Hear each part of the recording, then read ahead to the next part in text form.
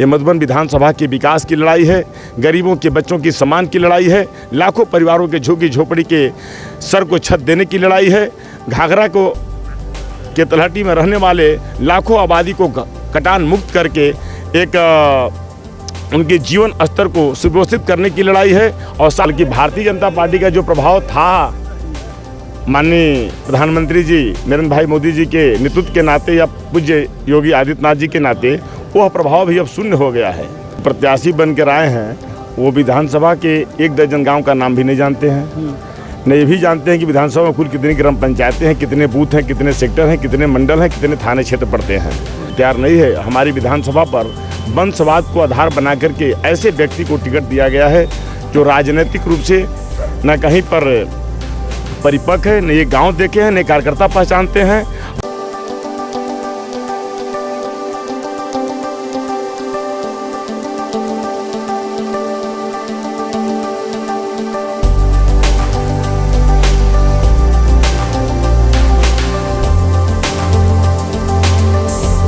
उत्तर प्रदेश विधानसभा में नामांकन का आज आखिरी दौर है। इस बीच हमारे साथ मौजूद हैं मधुबन विधानसभा से भारतीय जनता पार्टी के पूर्व कद्दावर नेता भरत भैया उर्फ भरत सिंह।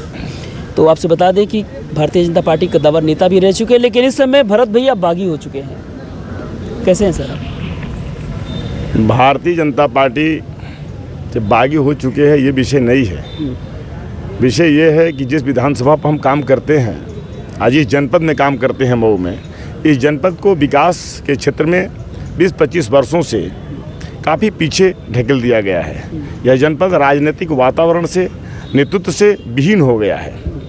यहाँ प्रयोग दल बदलवाद, परिवारवाद, वंशवाद की एक प्रकाष्ठा पार हो रही है, जिसको जन सामान्य स्वीकार करने को तैयार नहीं है। हमारी विधानसभा पर वंशवाद को आधार बना करके ऐसे व्यक्ति को टिकट दिया गया है जो राजनीतिक रूप से न कहीं पर परिपक्व है, न ये गांव देखे हैं, न कार्यकर्ता पहचानते हैं, और न ही उनको चुनाव और सामाजिक जीवन की कोई जानकारी है। इस नाते हम लोग इस चुनाव में जन भावनाओं का सम्मान करने के लिए भारतीय जनता पार्टी की पूरी यूनिट विधानसभा की भंग हो गई है। सारे कार्यकर्ता 1 सप्ताह पहले इस्तीफा दे दिए, लेकिन प्रदेश नेतृत्व ने एक बार संज्ञान नहीं लिया अपने कार्यकर्ताओं को कि कार्यकर्ता क्यों इस्तीफा दिए हैं। इस नाते कार्यकर्ताओं की भावनाओं, मधुबन के गरीबों के विकास, कटान से मधुबन को मुक्त कराने, आगजनी से मुक्त कराने, लाखों परिवारों को झुग्गी झोपड़ी, घास फूस और प्लास्टिक में रहने वाले परिवारों के सर पर छत पहुँचाने के लिए मैं इस चुनाव के महासमर में उतरा हूँ। देखा जाए तो भरत सिंह ना, भरत सिंह की भरत भैया की, इसका क्या है? भरत भैया है। भरत भैया। तो देखा जाए तो 10 साल की राजनीति में मेरा भी जो अनुभव है उसमें देखा, हम लगातार देख रहे हैं कि आप फील्ड में हैं, लगातार लोगों से मिल रहे हैं, जुल रहे हैं, कार्यकर्ता भी अच्छे खासे, आपके फैन फॉलोअर भी। अभी आपने एक मधुबन में कार्यक्रम किया था, जन समर्थन सभा थी, उसमें भी काफ़ी लोग थे। इस बीच नए नेताओं का आना, अभी आपकी बातचीत से साफ हो चुका है कि लोग आप खासे असंतुष्ट हैं। उनका प्रभाव क्या है अपने विधानसभा में?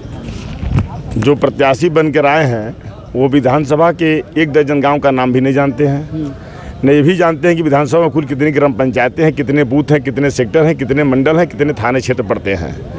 उनका प्रभाव शून्य है। बल्कि भारतीय जनता पार्टी का जो प्रभाव था माननीय प्रधानमंत्री जी नरेंद्र भाई मोदी जी के नेतृत्व के नाते या पूज्य योगी आदित्यनाथ जी के नाते वह प्रभाव भी अब शून्य हो गया है। इस नाते कि वहाँ जनता, कार्यकर्ता सब इस वंशवाद और पूंजीवाद के खिलाफ सड़क पर उतर करके एक बार लोकतांत्रिक बगावत की तरफ बढ़ चुके हैं और यह इतिहास बनने जा रहा है। यानी मधुबन विधानसभा में भरत भैया की नाव जो है वो लखनऊ पहुँचने वाली है।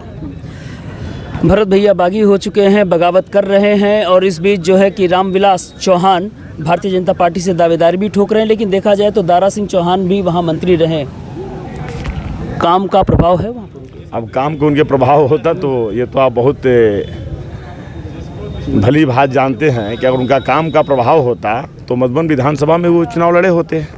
अगर भारतीय जनता पार्टी को उन्होंने छोड़ा तो कोई नया तो छोड़ा नहीं, तो उनका स्वभाव है कोई चुनाव दोबारा किसी दल से लड़ते ही नहीं है। भरत भैया को चुनौती किससे है? आज के डेट में किसी से नहीं है, 2-3 दिन बाद देखता हूँ किससे होने वाली है। तो इस बार विधानसभा में मधुबन से आपकी नैया पार लग जाएगी? निश्चित रूप से जो उत्तर प्रदेश की सरकार को साजिश करके रोकने का भारतीय जनता पार्टी के कुछ लोगों ने कोशिश किया है, पूर्वांचल की दर्जनों सीटों को जो जीती जा सकती है उसको ध्वस्त किया है टिकट वितरण में, तो भरत भैया को जनता पहुंचाने जा रही है नैया से ही। देखा जाए तो मधुबन विधानसभा से ब्राह्मण विधायकों की संख्या काफ़ी रही है। अभी अमरेश पांडे हो, उमेश चंद पांडे, उसके पहले भी अमरेश पांडे के पिता भी वहाँ विधायक रहे हैं। इस बीच दारा सिंह चौहान एक पिछड़े नेता आ गए। आप सवर्ण हैं, अपने आप को कहाँ मानते हैं? उमेश पांडे भी काफ़ी चौहान हमारे पुरुषार्थ और हमारे भारतीय जनता पार्टी के यूनिट के सभी पदाधिकारियों के पुरुषार्थ से चुनाव जीते थे। उनका मधुबन में 17 में कुछ भी नहीं था, और उसी पुरुषार्थ उसी कार्यकर्ताओं के उत्साह को देख करके हरियाली महामहिम जी ने अपने लड़के को अपने प्रभाव में टिकट दिला करके मधुबन से भेजा है। अपनी कॉन्स्टिट्यूंसी पर नहीं भेजा, घोसी पर, जहां माननीय फागू चौहान जी एमएलए हुआ करते थे।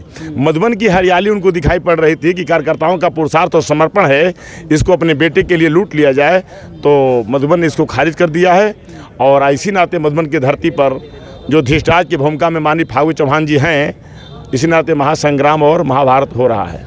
जाते जाते मधुबन विधानसभा के लोगों के लिए वो कौन से ऐसे मुद्दे होंगे जिन पर भरत भैया को वोट पड़ेगा?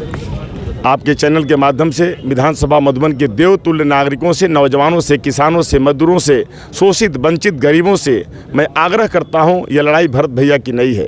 ये मधुबन विधानसभा के विकास की लड़ाई है, गरीबों के बच्चों की सम्मान की लड़ाई है, लाखों परिवारों के झुग्गी झोपड़ी के सर को छत देने की लड़ाई है, घाघरा को के तलहटी में रहने वाले लाखों आबादी को कटान मुक्त करके एक उनके जीवन स्तर को सुव्यवस्थित करने की लड़ाई है, और सारे विधानसभा मधुबन की सड़कों को 1 साल के अंदर चमचमाते हुए बना करके खड़ा करने की लड़ाई है, और आगजनी से बाहर निकालने की लड़ाई है, और बाढ़ क्षेत्रों को 4 जोन में बांट करके और अस्थाई बाढ़ चौकी स्थापित करके और वहाँ स्टीमर खड़ा करा करके जो गांव हमारे मऊ जनपद के भूभाग से कटा हुआ 5000 आबादी का गांव है चक्की मोसाडोही, जहां पिछले साल 7 लोग नाव से दुर्घटना में काल कलित हो गए थे, उस गांव का भी संपर्क 24 घंटा मधुबन से बना रहे। इस नाते वहां से लेकर और मधुबन के लिए जो बीच में नदी है उस पर बड़ी स्टीमर 24 घंटा चलती रहेगी, ये मेरे विजन है। तो आप हमारे साथ थे भरत भैया मधुबन विधानसभा सीट से। उन्होंने कहा कि रामविलास चौहान जो फागू चौहान के बेटे हैं, उन्हें केवल यहाँ पर ट्रांसपोर्ट किया गया है। वहीं दूसरी तरफ मधुबन के विकास की इनकी भावी योजनाएं क्या इनको जीत के नाव पार लगा देगी? देखिए नेक्स्ट वीडियो में।